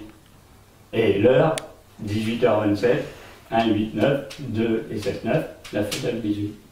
Donc vous avez 2 fois 18, et quand vous additionnez les 18, ben c'est 6 plus 6 plus 6 plus 6. C'est-à-dire en gros, 18 c'est 6, 6, 6, 6, et là 6, 6, 6. Bon, le fait que ce soit dû au hasard et d'une chance sur un je sais pas combien, Alors vous voyez que c'est très curieux. Alors bien sûr, les matérialistes et les profanes diraient, mais bon, c'est le plus grand des hasards, vous aviez une chance sur des milliards et des milliards que ça tombe sur 2 fois 18. Oui, le 18 est un peu comme d'ailleurs l'année 1917 est une année 18 si vous additionnez les chiffres. Alors vous dites oui, c'est une année très importante, ben, les 18 aussi, bon, ben, etc. Et si vous ajoutez donc 1999, la précédente grande éclipse, et 2017, ben, entre les deux, vous avez 18 ans. Donc ça commence, vas-y, hein. Si vous prenez le 1999 en août, et vous disiez à 2017 en août, vous avez 18 et vous retrouvez, vous dites, mais c'est pas possible, il en fait exprès. Hein. Alors, bon, en gros, si on résume, il risque d'avoir pas mal de changements. Ça ne veut pas dire toujours négatif, hein, pas mal de changements aux États-Unis, pas mal de changements pour l'Europe, parce qu'on n'est pas bien abouti hein, non plus pour l'année. Bon, pas mal de changements dans le monde, il n'y a pas de raison d'après une effervescence et une chaleur pareille dans tous les sens du mot, du chaud, que ça se calme au Moyen-Orient ou en Afrique de l'Ouest ou en Asie ou un peu partout. Bon, en gros, il y a une surchauffe. Le résultat des courses, c'est une surchauffe. Et alors la France que pourrait donner la France? On ne va pas vous donner le résultat des élections, bien entendu, de mai 2017. Hein. Mais bon, en gros, la France est soumise à un certain chaos aussi, à certaines difficultés, qui ne risquent pas de se solutionner. Bon, vous connaissez tous la situation politique, économique du pays. Alors, quelles sont ses caractéristiques? Bien, c'est curieusement les caractéristiques de la fin des temps. Qu'est-ce qui caractérise la fin des temps? La division et la confusion. Bon, alors nous, la division et la confusion, on l'a. Alors en politique, bon, vous savez qu'en politique, bon, un parti politique, c'est un groupe qui divise. Alors pourquoi? Parce qu'on se regroupe selon des idées et des principes dans une vision politique. Alors forcément, comme vous avez autant d'idées, autant de principes, autant de conception des choses qu'il y a presque l'individu, vous pouvez multiplier les partis politiques à l'infini, puisque c'est un groupement d'idées. Et comme personne n'a 100% la même idée dans un pays, bon, vous avez plusieurs partis. Dans une démocratie, hein. S'il y a des pays, ils ont un parti unique, ça veut dire que tout le monde pense la même chose, c'est quand même un peu curieux. Bon. Et alors, bien entendu, il y a toujours eu l'idée de dire qu'il y en a au moins deux, c'est-à-dire il y a le parti de droite et le parti de gauche. Puis après, il y a eu l'extrême droite et l'extrême gauche. Puis il y a le centre, un petit peu dans le milieu, on a au moins 5 grandes parties. Mais alors maintenant, c'est beaucoup plus divisé que ça, puisque vous avez plusieurs extrêmes gauches. Parce que, bon, pour ceux qui connaissent un peu la politique, vous avez l'extrême gauche Mélenchon, vous avez l'extrême gauche Besancenot, vous avez l'extrême gauche écologiste, vous avez l'extrême gauche anarchiste, vous avez l'extrême gauche communiste, vous dites, ben, ça fait beaucoup d'extrême gauche. Je ne sais pas comment on peut espérer gagner des élections en étant divisé comme ça, dans la même aile de l'échiquier politique. Hein. Alors, Parti socialiste, vous voyez un peu comment ça s'est passé les dernières années, ça a été au bord de l'éclatement. La droite, ben on voit bien qu'il y a une guerre des chefs en permanence. On a vu les primaires de la droite, 5-6 chefs montés au créneau les uns contre les autres, et puis toujours avec une certaine violence. Hein. La campagne n'a pas été calme. Hein. C'est des gens qui se sont beaucoup critiqués, beaucoup, j'allais dire presque insultés, mais en étant du même parti, donc une division quasi infinie. Et même maintenant, à l'extrême droite, ça irait, j'allais dire, une coupure en deux. Parce que vous savez, il y a une tendance... Marion, Maréchal Le Pen, il y a une tendance, Marine, Philippot, qui ne sont plus tout à fait sur la même longueur d'onde. Donc c'est divisé et milité à l'infini. Hein. Puis alors vous avez toujours les promesses. Alors en France, dans tout le pays, qu'un homme politique fait des promesses, mais nous, c'est toujours des promesses absolument extraordinaires, quasiment jamais tenues. Hein. On connaît les promesses qu'ont fait les 2 derniers présidents que nous avons eus. Hein. Bon, on ne va pas refaire la boutade parce que je la fais très souvent. C'est un homme politique, parce que ça vient d'un homme politique, hein, c'est pas de moi, quand on disait, mais les hommes politiques, ils sont élire sur un programme avec des promesses, mais ils ne les tiennent jamais, et le gars a répondu, ben, les promesses n'engagent que ceux qui y croient. Bon, à partir du moment où un homme politique à vous seul, dire pourquoi on en fait encore, et pourquoi on y croit encore, ben, ils en font toujours, et on y croit encore quand même, tellement les gens espèrent vraiment qu'il y aura un changement. Et bon, parce que c'est le changement, le mot magique. puisque le président, encore en exercice actuellement, a été élu sur le slogan « Le changement, c'est maintenant », dont on n'a pas vu la moindre couleur, hein, bien entendu. Donc il y a toujours ces promesses fallacieuses et bon, des résultats qui sont beaucoup moindres que ce qu'on espérait, et que le découragement de la population est au prorata, bien sûr, du mirobolant de promesses hein, qui ont été faites. Puis il y a quelque chose, bon ça, c'est pas tellement politique, mais ça existe toujours, c'est l'orgueil insoutenable des hommes politiques. Je veux dire quoi, alors là, l'ego, c'est... Vous savez, l'ego qu'il faut vaincre en initiation, là, ils en ont un qui est toujours censé être surdimensionné, c'est bien la preuve qu'ils sont coupés du spirituel. Parce que s'ils avaient la moindre spiritualité, ils ne pourraient pas avoir un ego aussi fort, et bon, en gros, ils ne feraient sûrement pas de politique. Les grands maîtres spirituels, ils jugent la politique un peu comme moi je l'explique ici, mais n'en font pas au sens de la pratique. Bien entendu, ils descendraient dans un monde vraiment le monde des cavernes, etc., etc. Alors, bon, ben... Alors, vous avez assisté quand même en France à déjà l'amorce de ce que je disais tout à l'heure. C'est-à-dire le changement. Alors, pas un changement total, mais je ne sais pas ce que ça va donner l'année dans l'évolution des choses.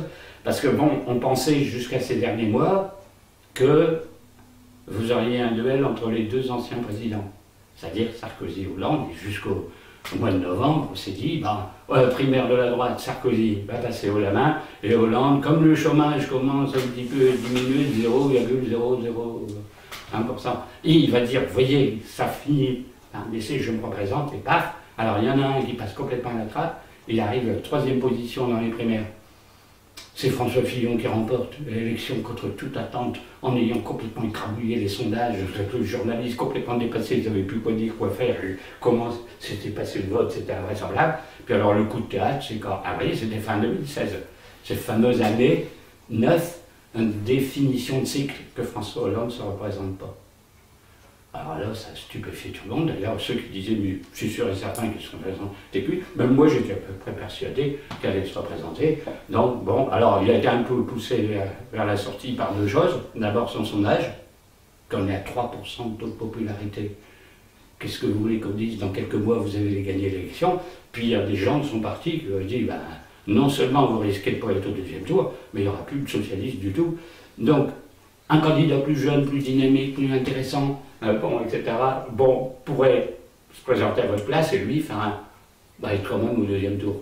Alors là, un petit peu le fond des choses, mais alors quand vous voyez les remplaçants, vous voyez qu'au lieu de Sarkozy, vous avez M. Fillon qui a été Premier ministre 5 ans, et à la place de François Hollande, Manuel Valls qui était Premier ministre 3 ans.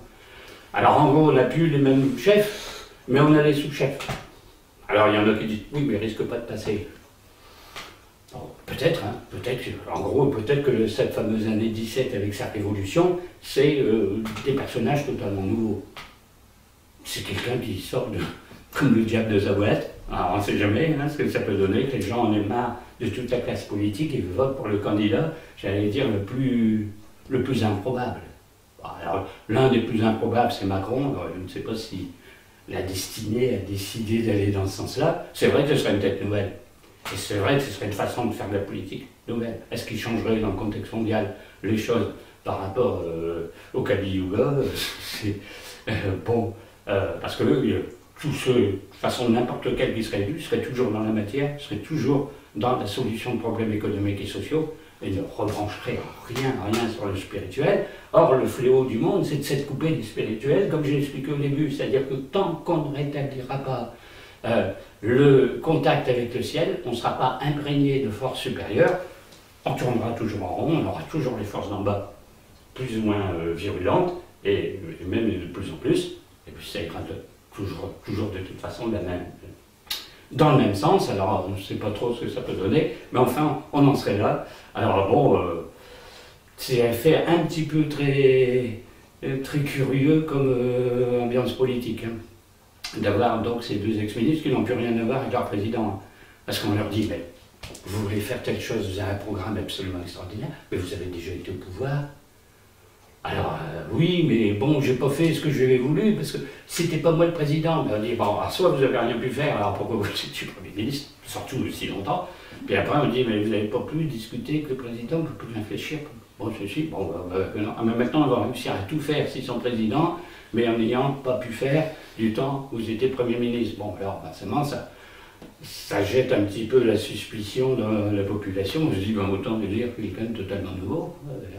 Alors, tout y passe. Je ne sais pas si vous avez vu les slogans. Manuel Valls veut, si les présidents supprimaient l'article 49.3. Alors, pour ceux qui ne savent pas, en politique, l'article 49.3, ça permet de faire passer une loi au Parlement sans débat et sans vote. C'est-à-dire que le ministre arrive avec sa loi, voilà la loi, elle passe. Vous n'avez rien à dire. Mais vous pouvez déposer une motion de censure si vous êtes contre. Alors, il faut tant de députés qui la signent, qui la demandent, après il y a un vote. Bon, c'est tellement aberrant qu'on laisse et la loi passe. Alors, on a trouvé que c'était pas très démocratique, donc le ministre en question, candidat, veut supprimer. Mais il a utilisé 6 fois pendant qu'il était Premier ministre. Alors bon, les journalistes disent, c'est pas tellement crédible, mais ceci, cela, bon. Et tout est comme ça, donc vous allez avoir une avalanche de promesses électorales, bien entendu. On commence à remonter un peu les fonctionnaires, on va dire qu'on va augmenter les pensions de retraite, on va dire qu'on va ceci, qu'on va cela. Bon, et bon, à l'approche des élections, le coup de théâtre qui a eu lieu l'année dernière, c'est le SMIC. Alors on me dit, le SMIC va augmenter. Alors c'est des grandes trompettes, des anges comme dans l'Apocalypse, une annonce phénoménale, le SMIC va augmenter. Alors on chante ça sur tous les médias, puis après il y a quelqu'un qui dit quand même, mais il va augmenter de combien?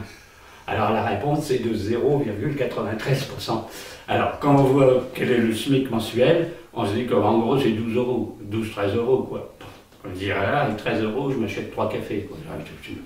Et tout est comme ça, et tout est comme ça du matin au soir. Hein. Alors, ça pour la situation de notre pays, donc on ne sait pas trop comment ça va tourner. Ce qui est à peu près certain, c'est qu'il y aura un changement assez conséquent. De toute façon, celui qui sera élu ne pourra pas maintenir les choses en l'état, sinon c'est l'explosion sociale, comme on dit, hein, donc il sera presque contraint de faire quelque chose.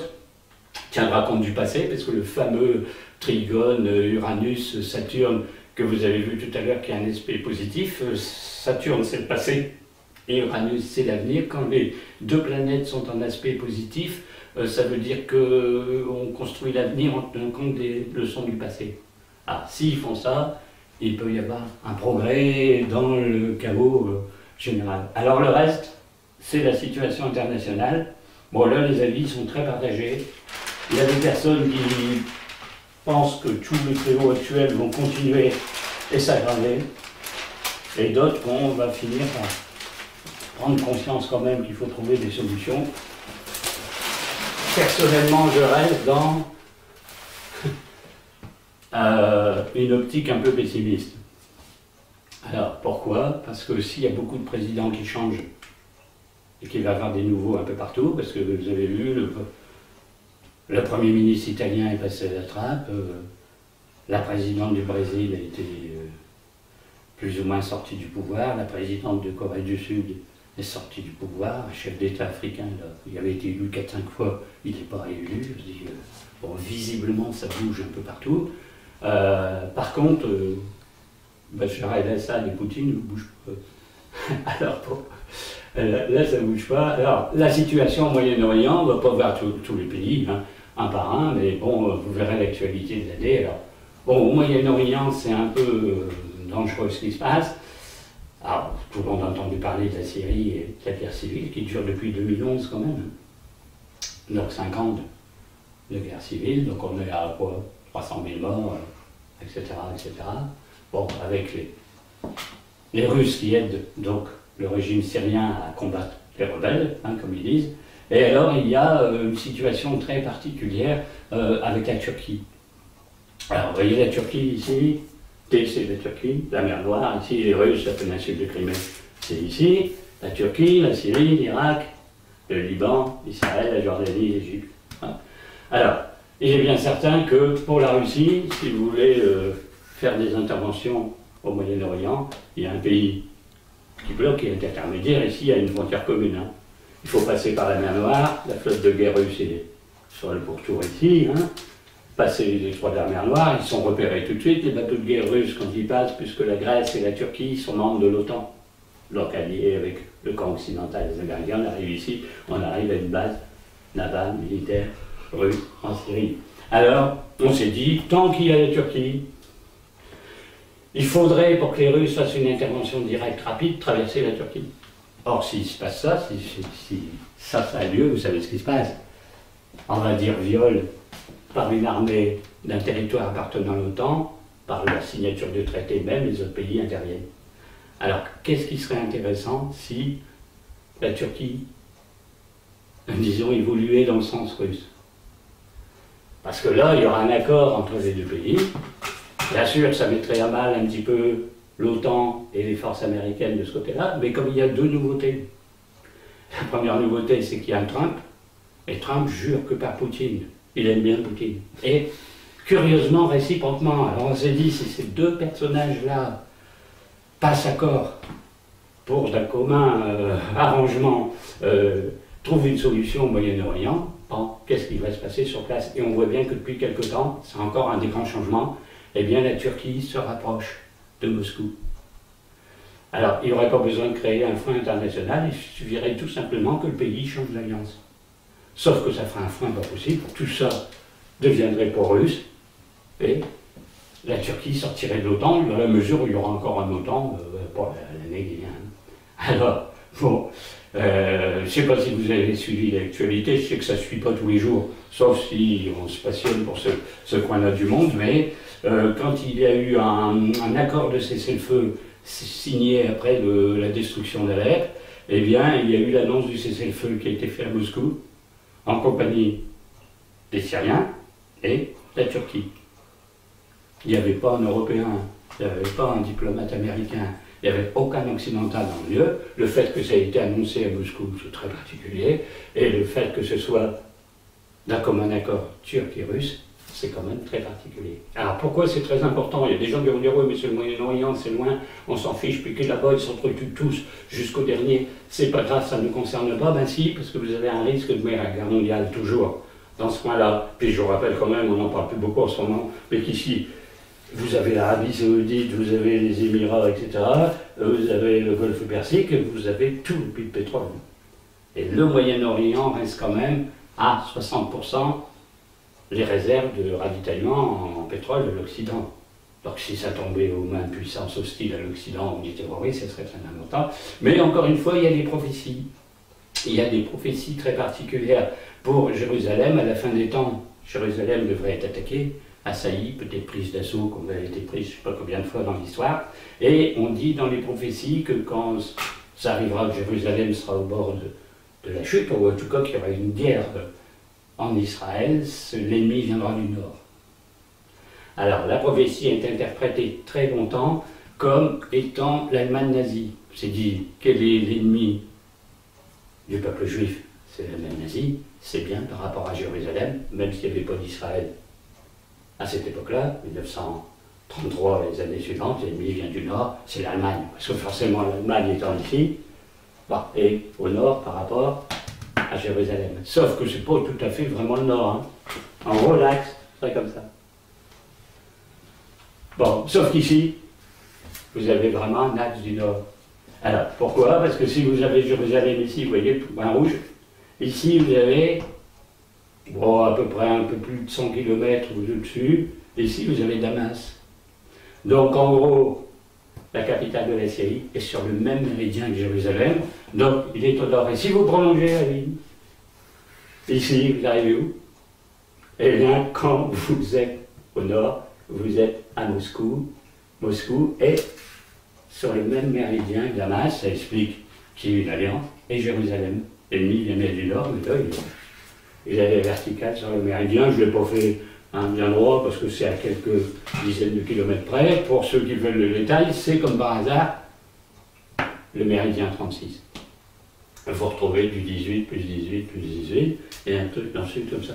Donc en gros, la situation ne devrait pas être extraordinaire au Moyen-Orient cette année, et il y aura sûrement encore, puisqu'on va rejoindre le fameux centenaire de Fatima, donc je ne peux pas aujourd'hui, parce que ça prend 2 heures, raconter toute l'histoire de Fatima et le jeu de la Russie en rapport avec cette affaire, mais ce sera raconté dans une autre conférence. Hein.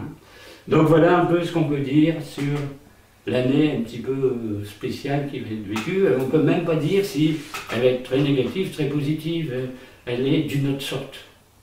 Parce qu'en symbolique 1, elle est d'une nature totalement différente. Les années d'avant, on avait l'impression de toujours tourner en rond, d'avancer, de reculer, d'aller là, un problème, un autre problème. Bon, et tandis que là, vraiment, alors c'est pas dans quel sens ça va aller, positif ou négatif, mais là, visiblement, on va choisir une direction. Hein.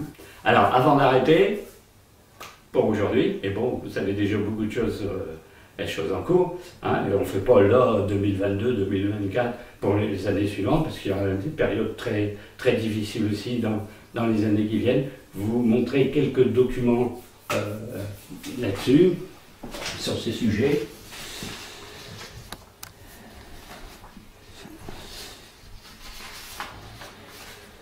Alors, bien sûr, par exemple,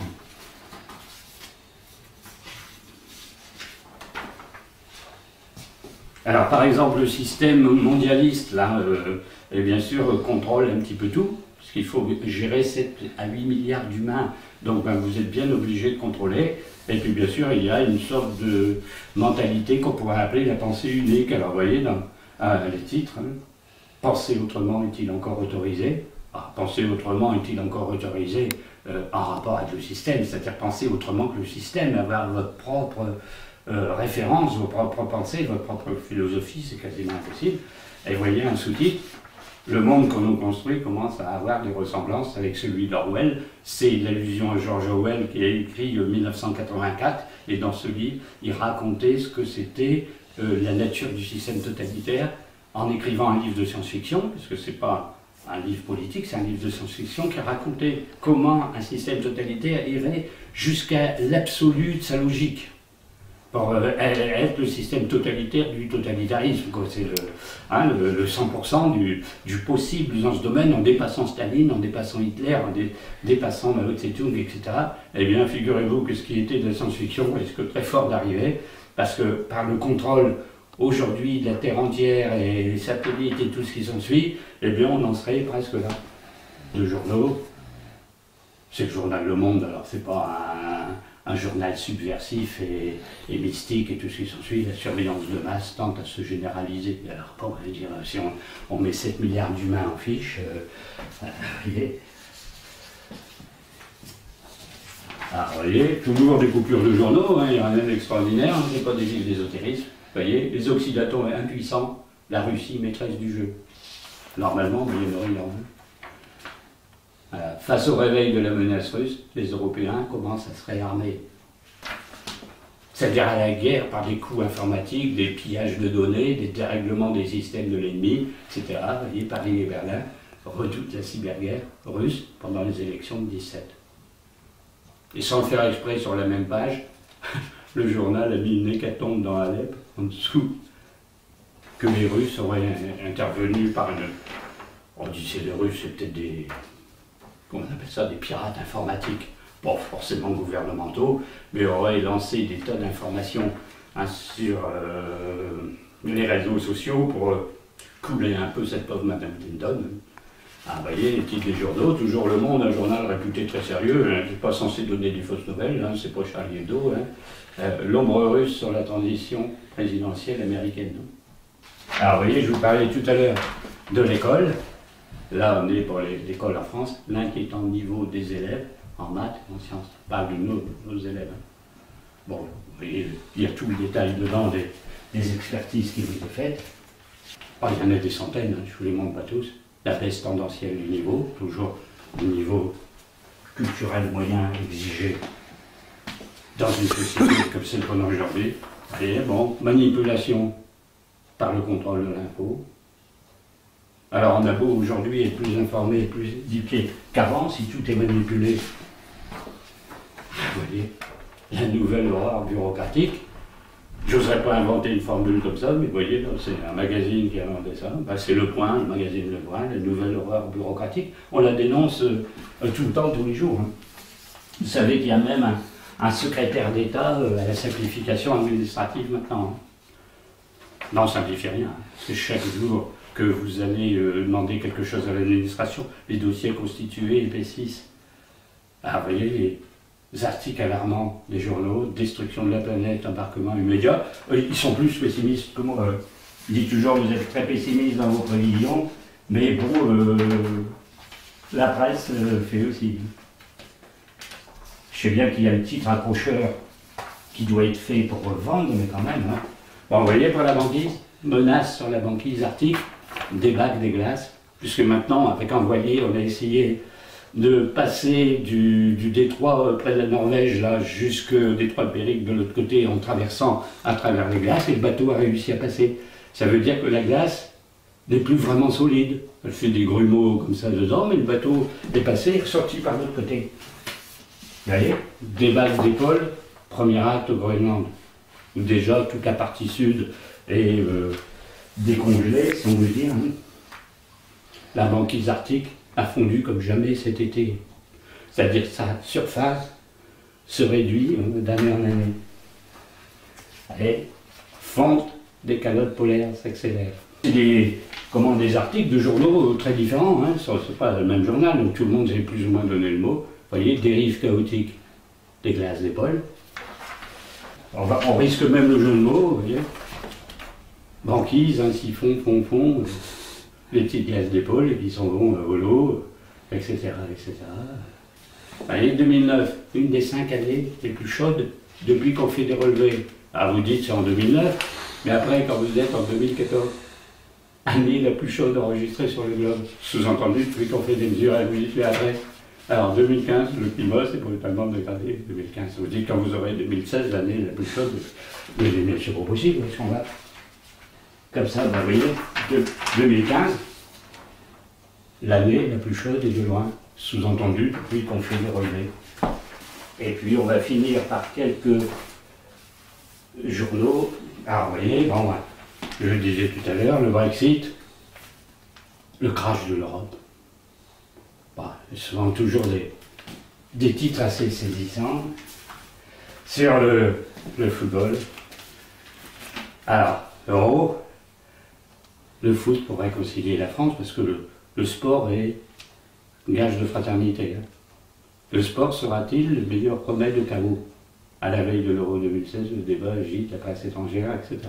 Donc on a bien l'idée de solutionner des problèmes par le divertissement de masse. Alors la meilleure, c'est pour la fin. Alors attention de vous montrer un tel journal à une conférence qui se veut d'un extrême sérieux, mais ça vous donne le ton de l'année, et là j'ai rien inventé. Vous voyez, Charlie Hebdo, les cadeaux de l'année, les cadeaux de 2017, avec deux chefs d'État, Poutine et Trump. Bon, alors, je ne sais pas si le journaliste a eu, le dessinateur a une intuition géniale, mais en gros ça veut dire que les deux maîtres du monde, c'est les deux pays les plus puissants de la Terre, bah, finalement sur la même photo étant les deux cadeaux de l'année, bon, ça va dans le sens, je vous disais tout à l'heure, qu'il y aurait non plus l'hyperpuissance américaine, mais une administration commune de la planète par Russes et Américains, une sorte de codominium américano-russe, avec bien sûr le pays qui serait foulé aux pieds, c'est l'Europe. Parce que vous allez dire, qu'est-ce que compte l'Europe quand ces deux-là qui étaient ennemis, enfin ces deux pays, pas les deux personnages, et deux pays ennemis, ne sont pas au niveau de l'alliance militaire et de la fraternité, mais enfin il y a un rapprochement. Alors comme les deux chefs qui sont à peu près de la même nature et de la même poigne s'entendent bien, ça c'est le coup de théâtre hallucinant de l'année, c'est de dire comment le président américain et le président russe, et tel qu'on connaît Poutine, et justement depuis 1999, parce que comme par hasard est arrivé au pouvoir le mois même de l'éclipse, la fameuse éclipse de août 99, eh bien fin août, M. Poutine était nommé par Boris Yeltsin, le président de l'époque, eh bien Premier ministre. Et puis après, l'année suivante, il y a eu une élection présidentielle, il passait à l'élection présidentielle, et depuis il est au pouvoir et il risque de continuer, parce que je crois qu'il y a une élection dans 2 ans, et bon, il ne faut pas qu'il remplacerait Vladimir Poutine en Russie. Donc bon, là il n'y a pas de changement, ce qui change, c'est le rôle que joue la Russie, de plus en plus grand dans le monde. Ben, ça c'est sûr, tout le monde le reconnaît. On avait dit que 2016 c'était Poutine l'homme de l'année. Alors quand vous êtes là, ben, vous vous dites bon, ben alors 2017 ce sera peut-être Trump. en toutes ces années. Alors bon, il y a des gens qui trouvent que c'est un petit farfelu, mais c'est peut-être pas si farfelu que ça.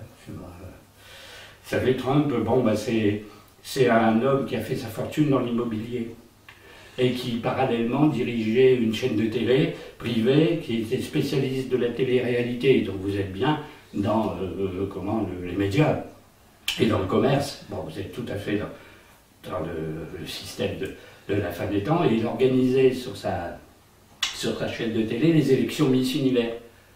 Alors, le Miss Univers, vous n'auriez rien de plus comme divertissement mondial. Divertissement médiatique mondial. Alors, le fait qu'il s'appelle Donald, il y en a qui disent ça fait très drôle parce que ça fait penser au monde de Mickey. Alors, vous êtes dans le monde de Mickey, qui d'ailleurs est une souris, comme vous savez. Elle est bien mignonne et bien sympathique, mais dans le dessin, c'est quand même une souris. Hein. Et curieusement, Poutine aussi. Bah oui, parce que le mot Poutine en français, ça veut dire souris. Bon, ça passe totalement inaperçu, mais quand vous allez dans le dictionnaire et que vous regardez souris en français et que vous avez la traduction russe c'est souris. Alors vous dites quand même, ça fait un peu bizarre, parce que on serait disons sous la coupe de rongeurs, donc bon, ça le rongeur, pour finir. Voilà où on en est. Alors bon, bah, vous verrez bien tous, et merci d'être venus si nombreux, aux actualités de l'année, si ça confirme ce que j'ai dit aujourd'hui ou pas, quoi. Hein. Voilà.